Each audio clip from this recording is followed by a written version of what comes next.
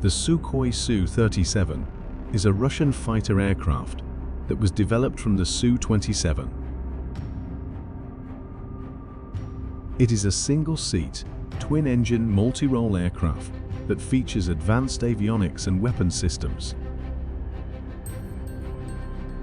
The Su-37 features thrust vectoring engines, which allow the aircraft to perform advanced maneuvers such as the Cobra maneuver, where the aircraft quickly pitches its nose up while maintaining altitude.